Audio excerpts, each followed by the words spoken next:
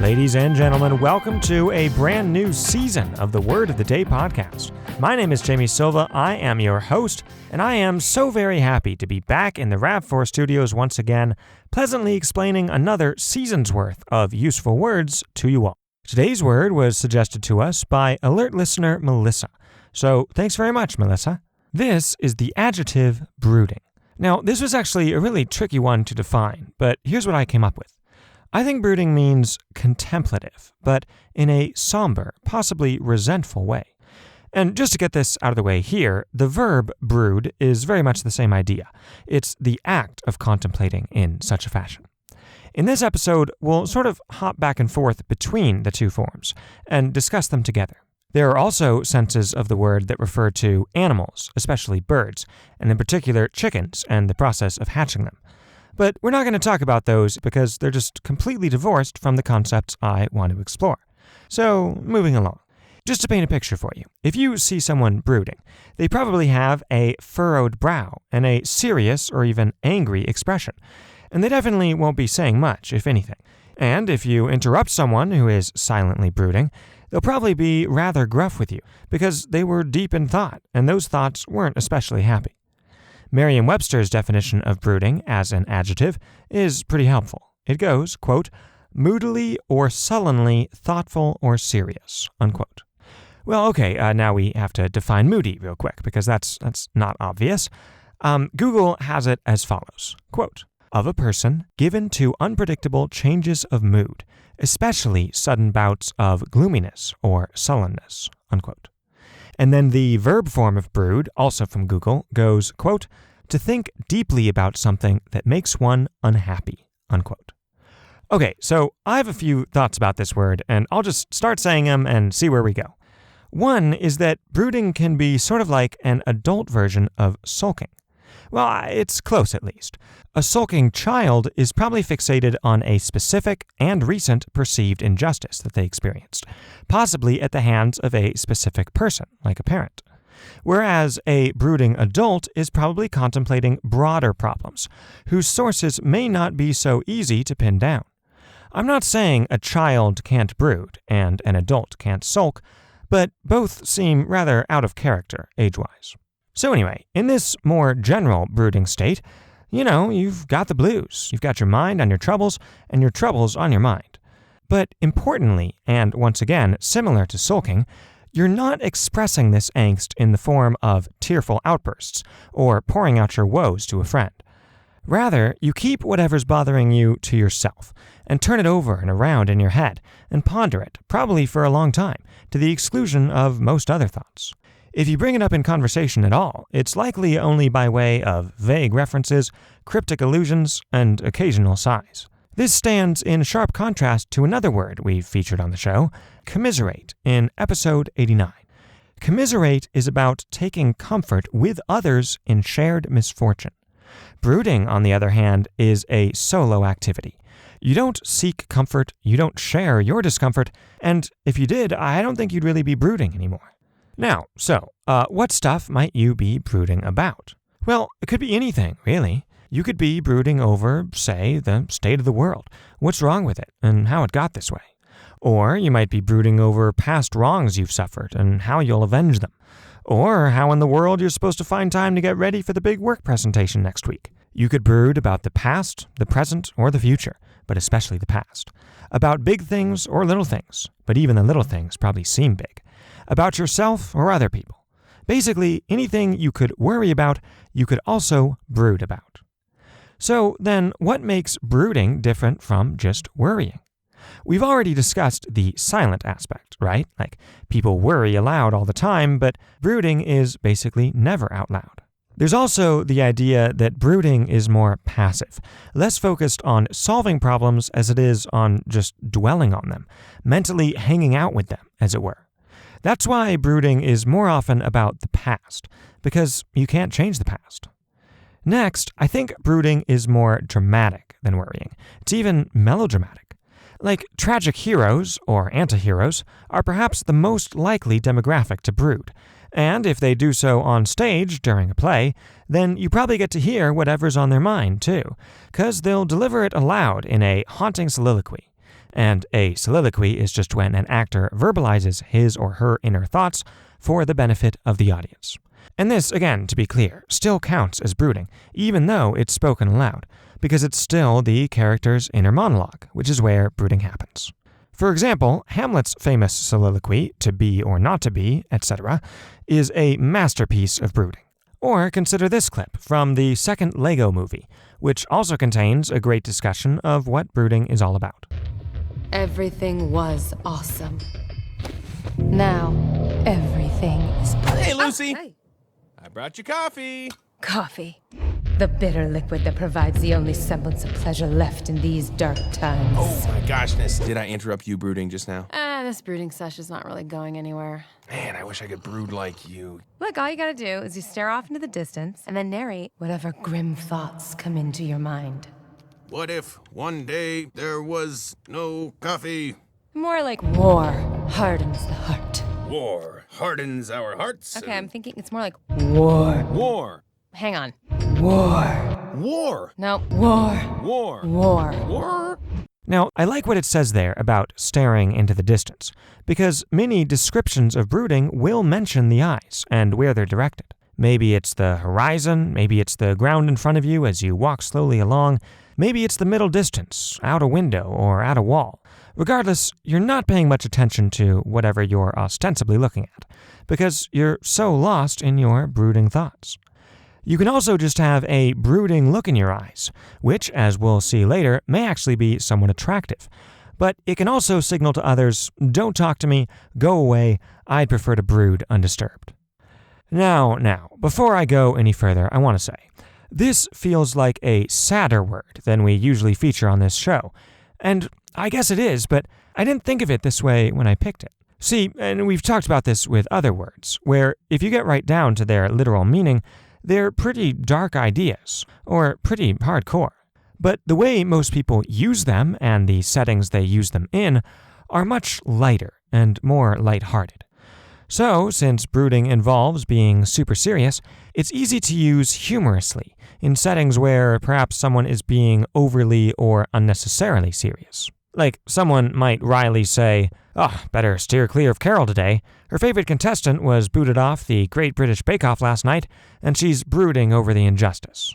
Maybe she's truly brooding, or maybe she's just in a bad mood, and you're exaggerating for effect. Since you don't know her actual mental state for sure anyway, the distinction doesn't matter very much.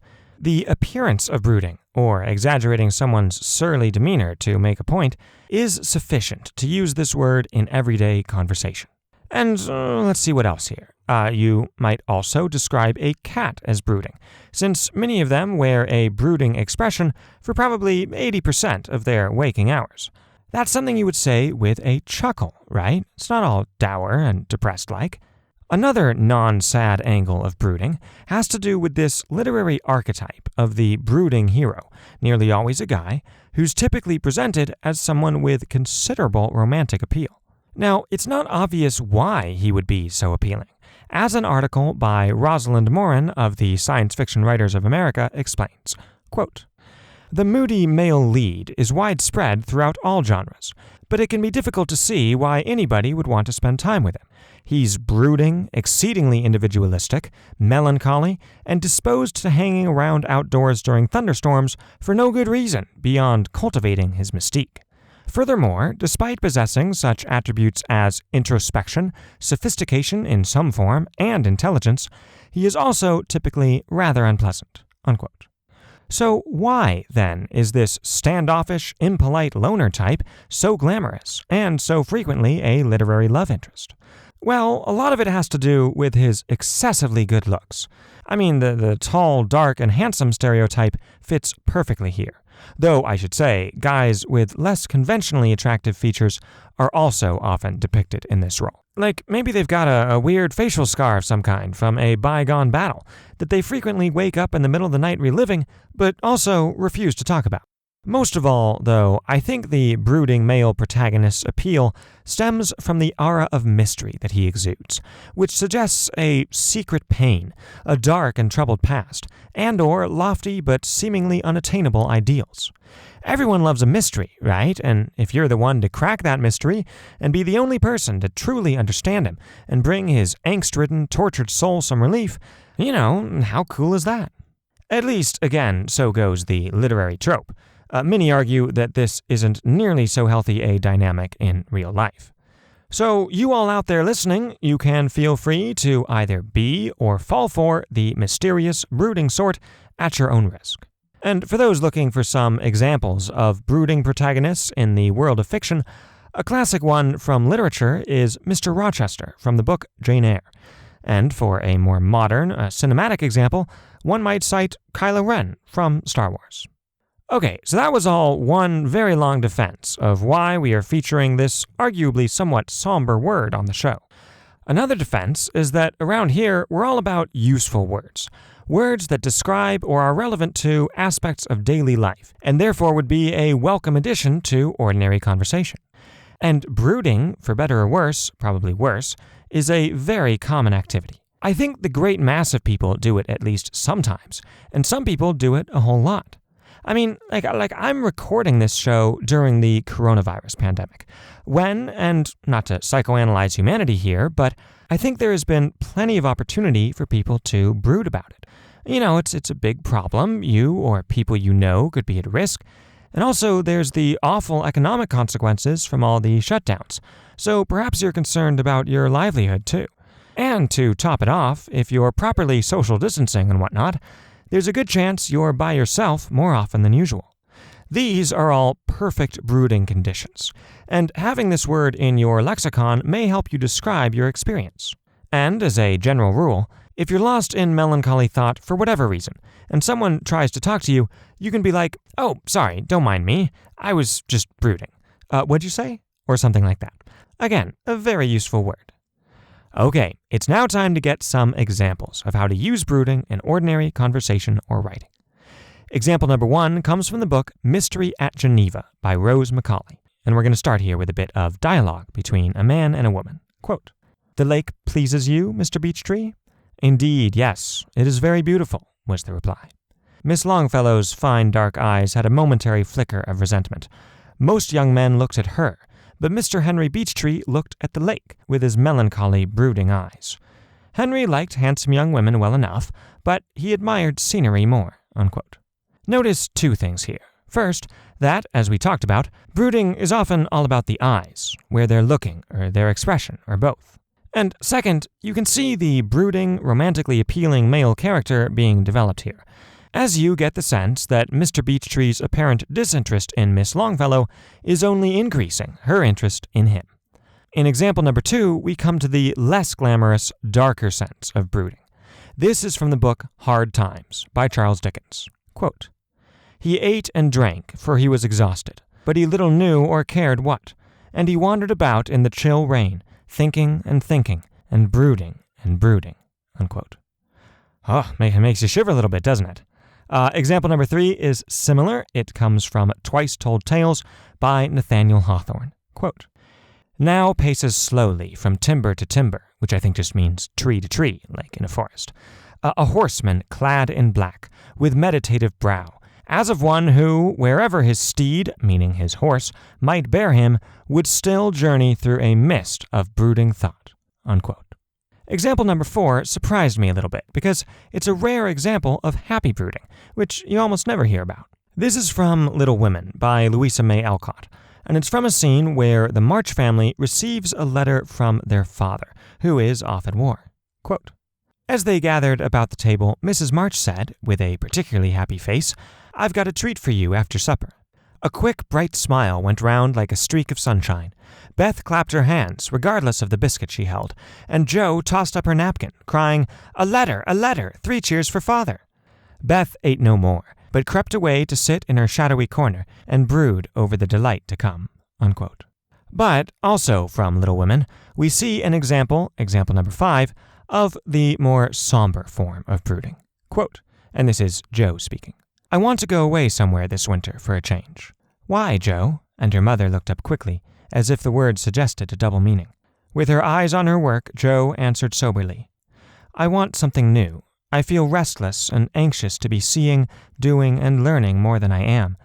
I brood too much over my own small affairs and need stirring up. So, since I can be spared this winter, I'd like to hop a little way and try my wings, unquote. Okay, I think that'll do it for the examples, and that'll do it for today's show. I hope you enjoyed listening to it as much as we enjoyed putting it together. And if you did, please consider rating and reviewing the show on iTunes, and sharing it with a friend, especially if that friend is a moody and brooding sort. It's highly unlikely that something as trivial as a language podcast would distract them from their grim and bitter ruminations. Ruminate, by the way, that is episode 4. But couldn't hurt to try, right? Okay then, this has been another episode of the Word of the Day podcast, where useful words are pleasantly explained. My name is Jamie Silva, saying so long from the RAV4 studios. We hope you tune in again soon, and in the meantime, as always, have a great day.